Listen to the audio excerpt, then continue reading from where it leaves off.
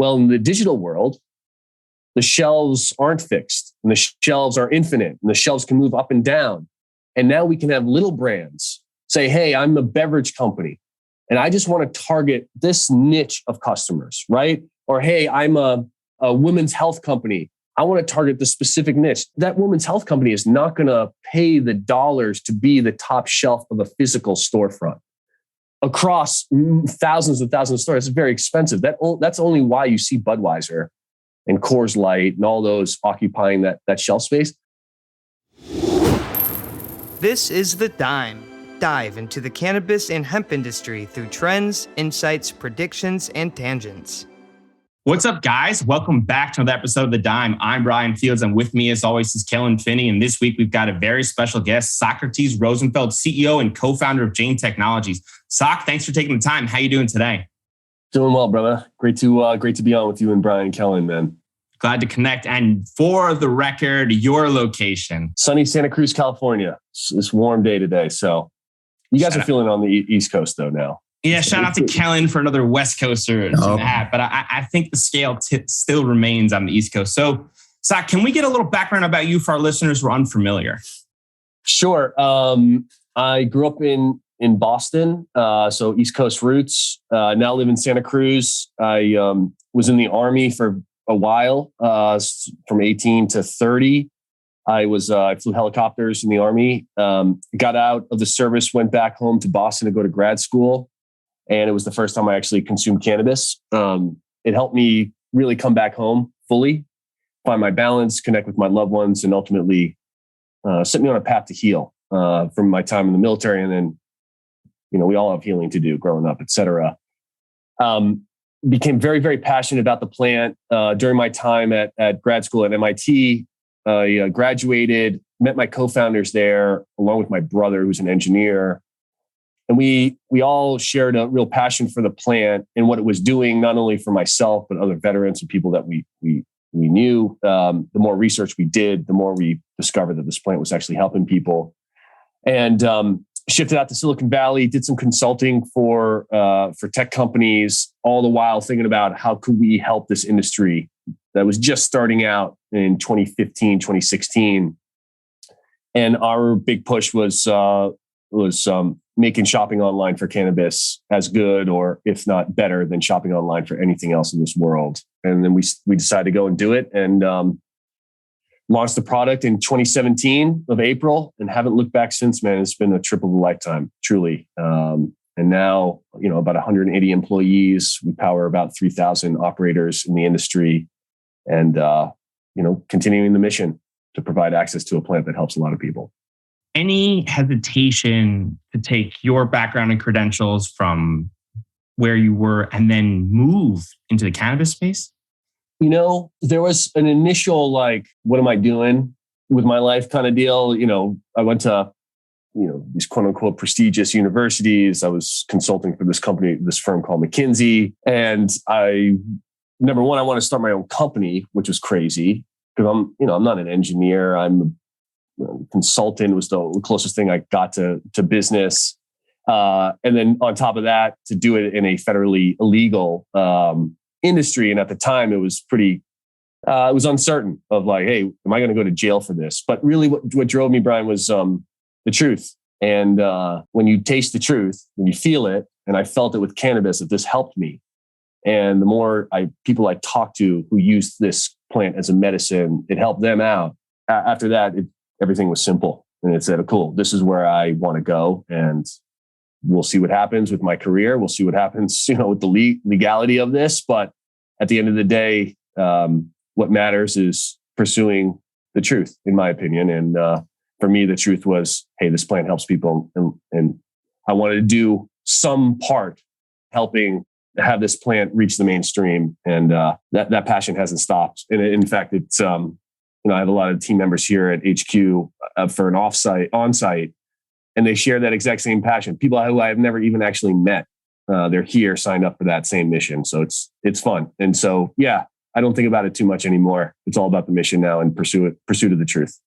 I want to dive a little bit into kind of the inception of the idea. Was that originated from kind of some of the the stigma that's associated with actually going to a dispensary and walking in there to actually go pick out the cannabis? Were you thinking like, hey, we create this platform where you can, from the comfort of your own house, go through, explore all the products, and then kind of like help curb that cultural stigma associated with getting your feet wet with cannabis? I was first exposed to cannabis in California, where it was, Mainstream. Yeah, relatively mainstream. That was a consideration, Kellen.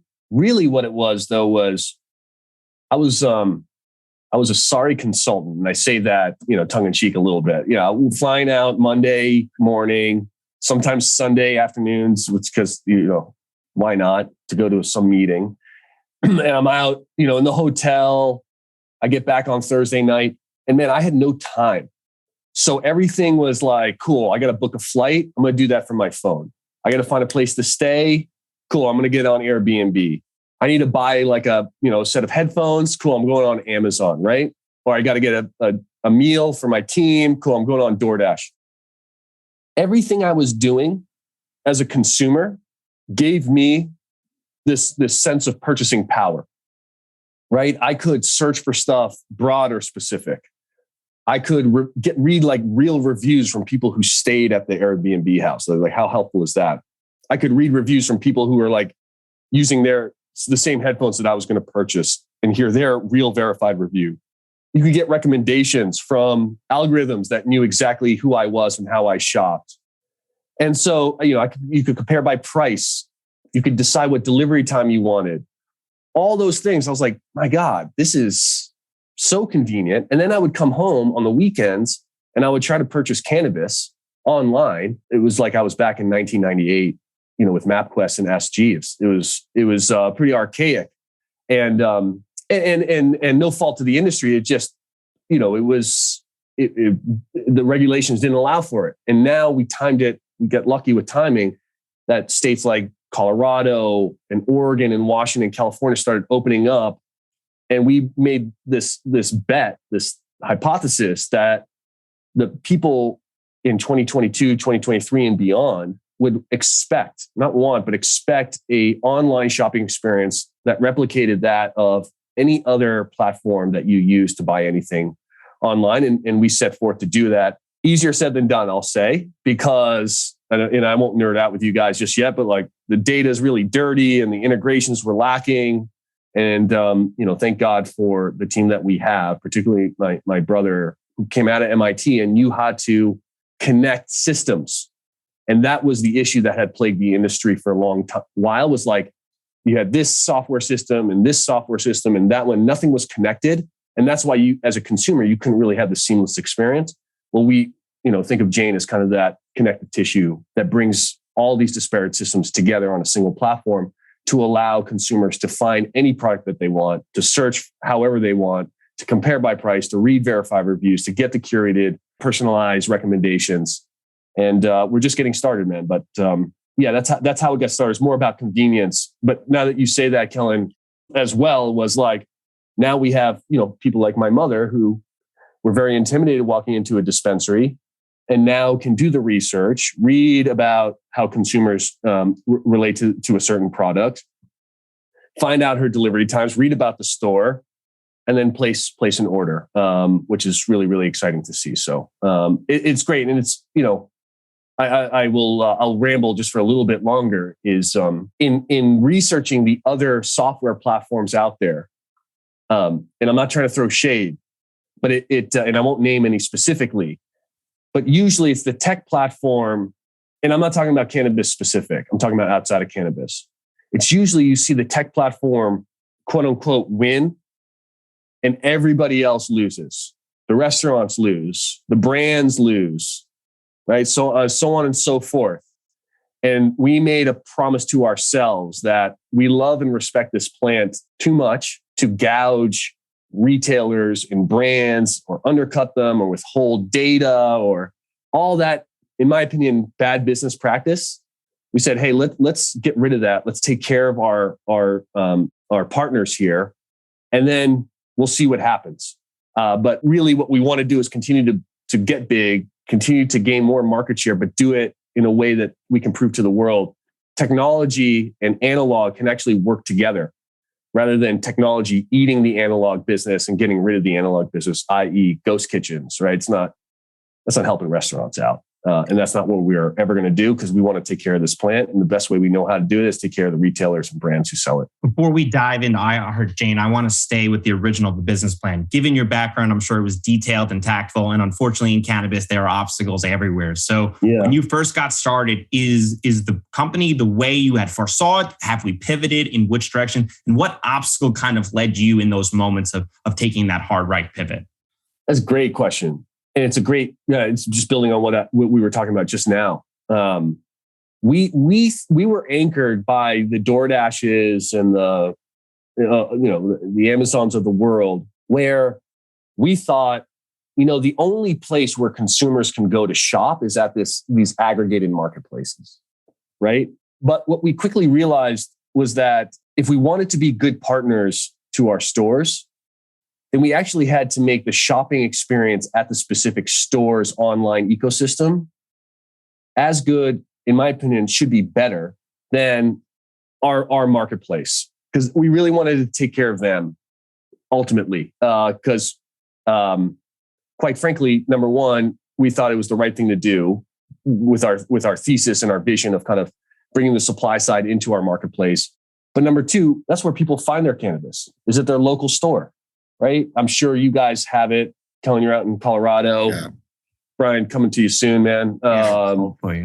Yeah, hopefully. But you got a local guy, I'm sure. Right? Like hey, I'm connected to my seller. It's like a grocery store. You go local. Like I have my local New Leaf here in Santa Cruz that I know the aisles and I know all that stuff.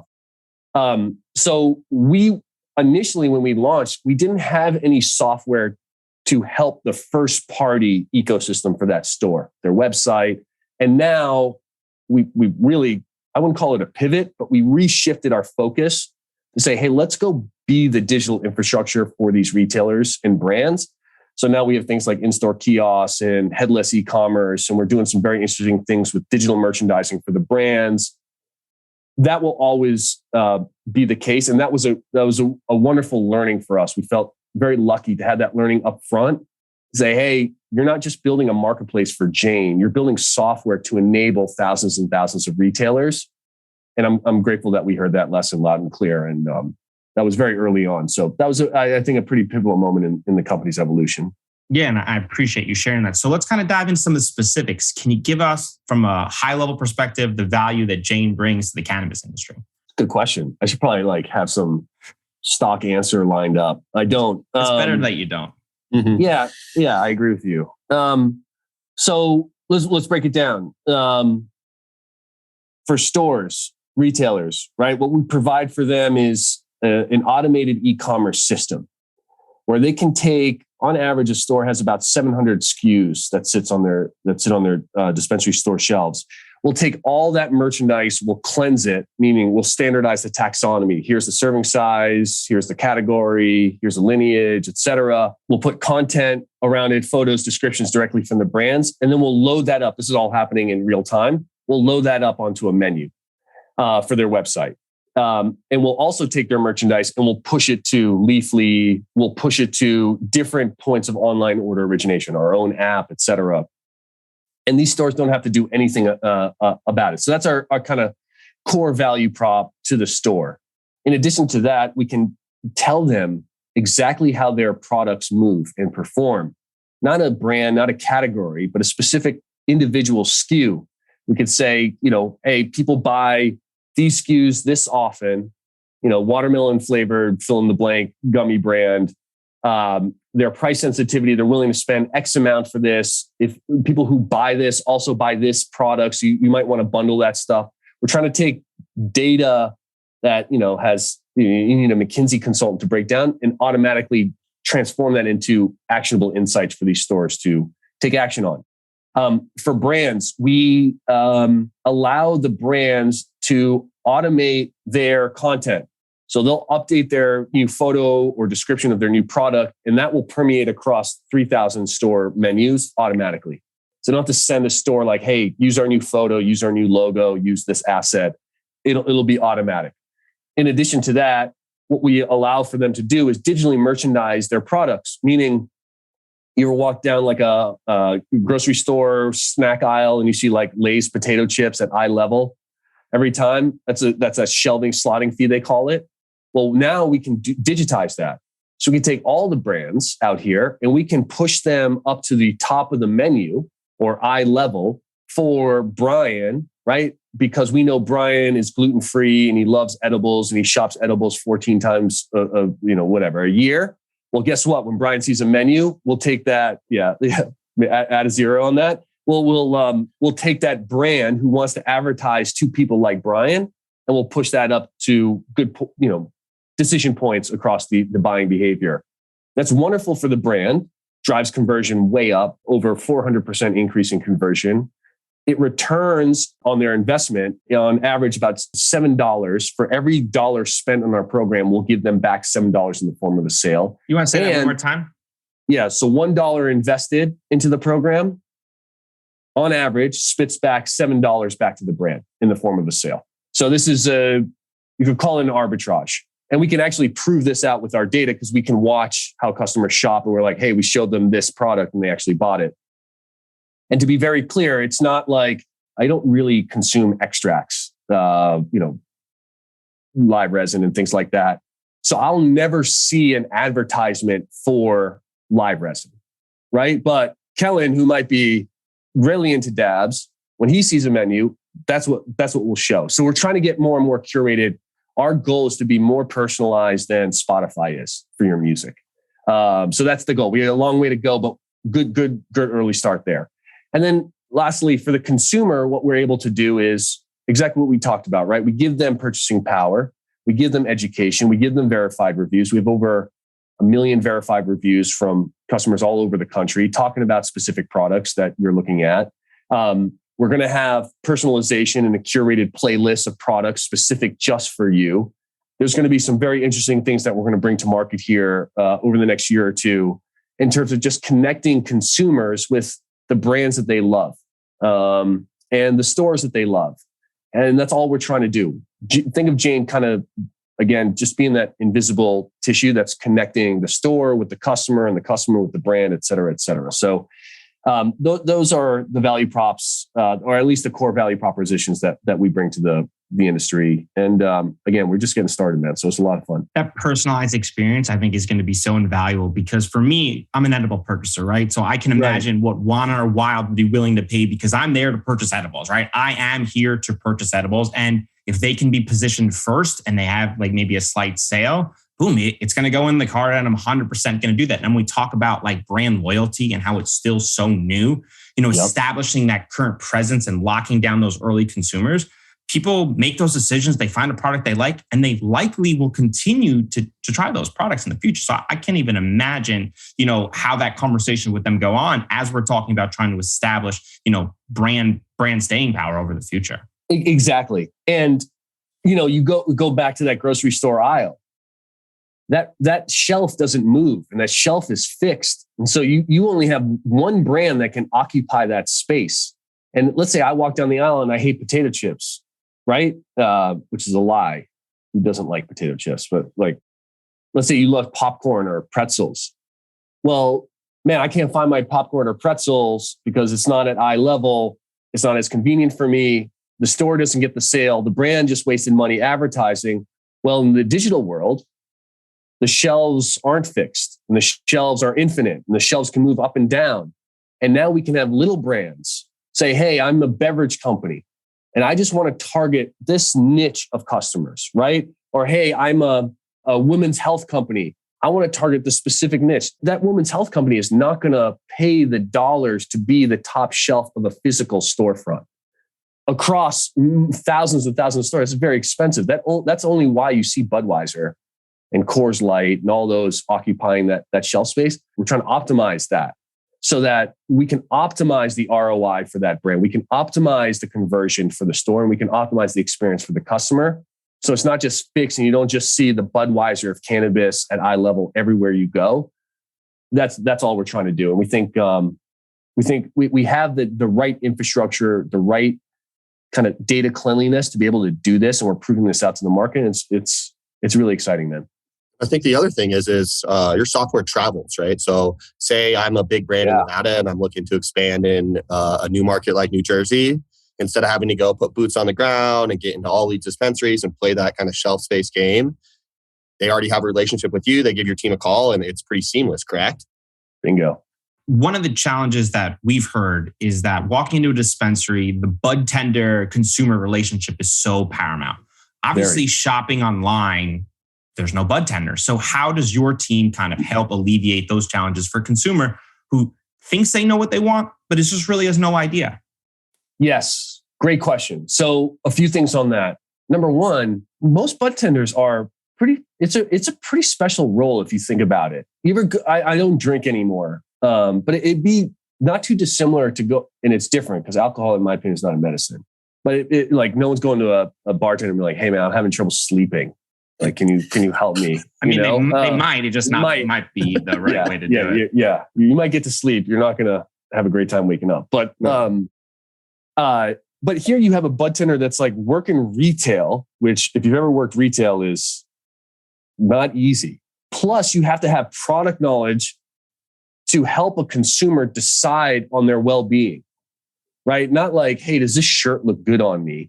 It's like, hey, I have arthritis. What's the product that's going to help relieve my pain and make me feel okay, right? And we're talking like surface of there's more heavier conditions. So a bud tender needs to be prepped with that. So what we want to do is take our software and actually empower bud tenders to make really smart recommendations based on data, right? So there's no reason why, if Brian, you walk into the store and I'm a bud tender, I'm using Jane's software and you check in, I can be like, cool, here's Brian's shopping history.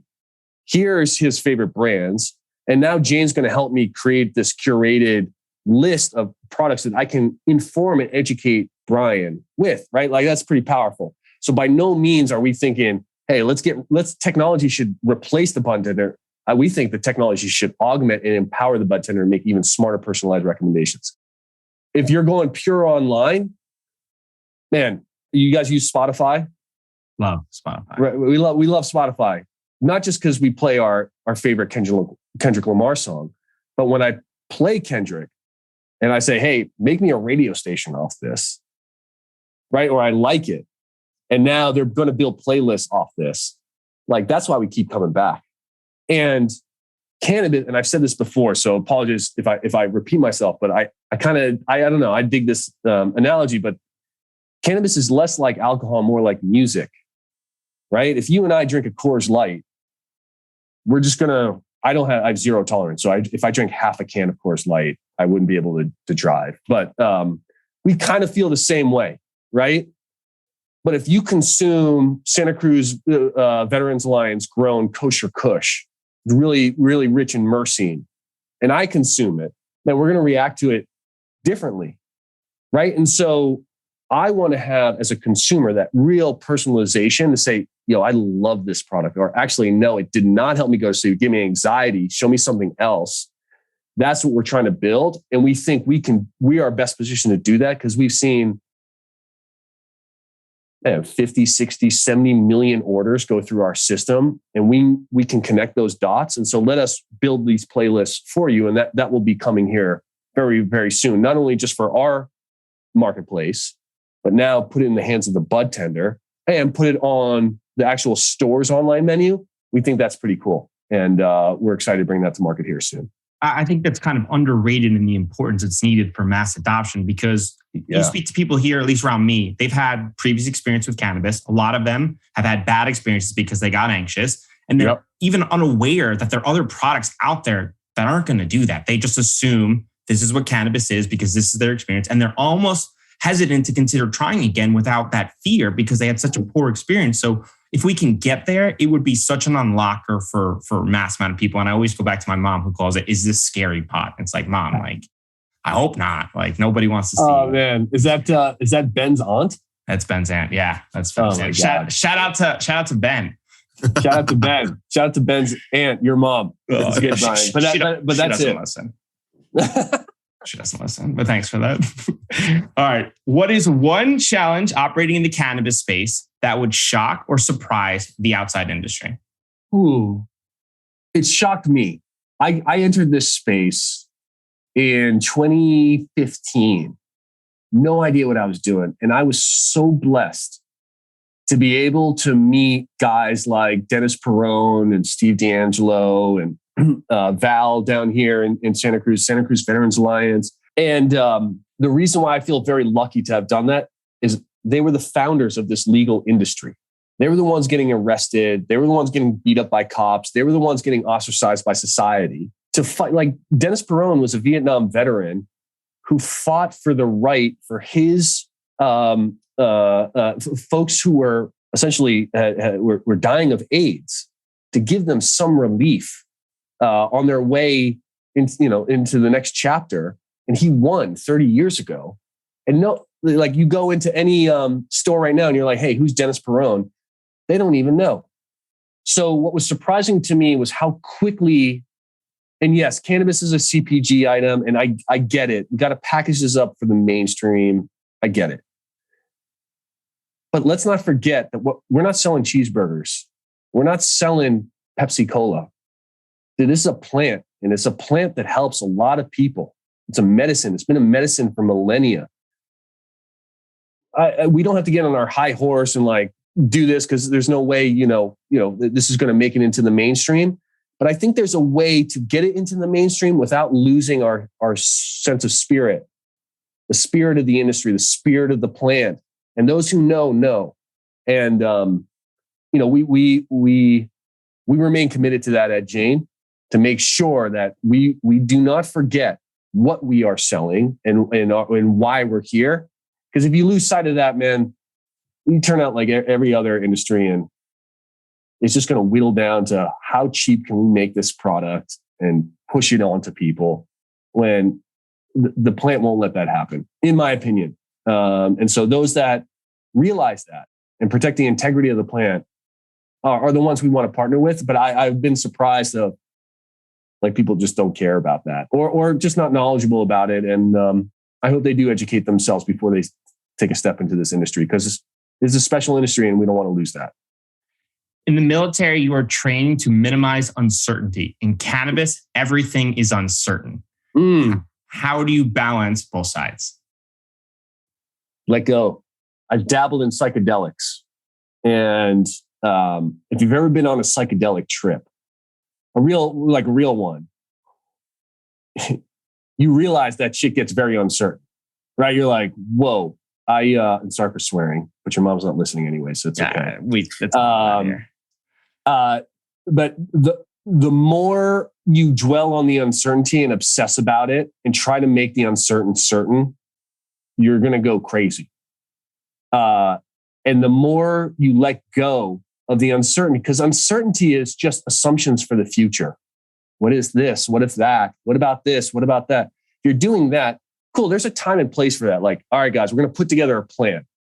Cool. Now let's live in the future and game plan, but not have it buzzing in the back of your head 24/7. Right. So and it's a practice, man. Some days are better than others, where I've just learned to just not believe what's in my head with all the uncertainty and the what ifs, and just be here. Be here on this podcast with you. On my next meeting, be there, right? If I'm talking about product, let me be there. Because too much in this world is like, just, hey, what about this in the future? And that. So I guess, plant medicine has taught me to let go. And that's how I've been dealing with uncertainty. Not turn away, not ignore it, but embrace it. Be like, yeah, cool. I have no idea. People ask me all the time, how's Jane going to turn out? I will actually say, sorry, man, for rambling, but this is what I do. No. They taught me this at business school, and I thought it was I thought it was dumb. Okay. They said every entrepreneur needs to know what their exit is before they get in the game. Okay. That's crazy to me. That's like, yeah, cool. I'm going to do this podcast, and this is exactly how I'm going to end. This is how it's going to wrap up. How boring is that? Like, well, we're going to start a company to IPO. What about the in-between? That's where the beauty is. So in my opinion, is don't worry about the exit. Worry about the mission. What do you want to do for this world? Focus on that and be able to dance with the lefts and the rights and the ups and the downs to get there. That's the dance. It's never a straight line, right? We've all seen that weird graphic on Reddit. It's the truth. And so letting go is a practice. Practice, let go, let go, let go. So that's what I've been trying to practice. And again, some days are better than others. But yeah, letting go, man, is fun, scary, and exciting, but it's certainly not boring. And if I told you, my sister just had a baby. Shout out to Marcelo, my nephew. Congratulations. Thanks, man. It was the easiest job I ever had to do. You're an uncle. I'm an uncle. It's a great position to play on the team, really. My brother, who's an uncle too, he says it's like being the guy like eighth on the bench for the Golden State Warriors. You get the ring, you're in the game, maybe you play a couple minutes, but that's it, and you're good, right? But anyways, you know, if I asked Al, hey, how's it going to turn out for Marcelo? What a ridiculous question, right? That's what life is all about, is the uncertain dance of it all. So play with it, enjoy it, and don't let it overwhelm you. And then when it starts to do that, just let go and be here, because it's a beautiful place to be most of the time. So yeah, that's my soapbox. Sorry, man. But that's how I deal with it. Before we do predictions, we ask all of our guests if you could sum up your experience in a main takeaway or lesson learned to pass on to the next generation, what would it be? The journey is the reward, and the journey is inward. And yeah, that's it. All right, prediction time. Sock, 5 years from now, what do you see cannabis e-commerce landscape looking like? Every single store has the ability to create a custom online experience as easily as they do, as direct to consumer sellers have with Shopify. There is a very large aggregated app that is welcoming new mainstream customers into the industry and pushing them down to the local retailers. Brands will have a direct relationship with individual consumers. It will be able to leverage that relationship, I'll say. And one thing I hope doesn't change is the flower. I hope it stays good and better. And we're not just chasing THC, but we can actually come back to our roots and create really nice, full-bodied flower that I've been enjoying here in Santa Cruz, California for a very long time. Yeah, that's where I think it is. Sorry, that was kind of a cop-out answer, but that's fine. Kellen? I think it's going to look almost identical to your standard shopping experience now.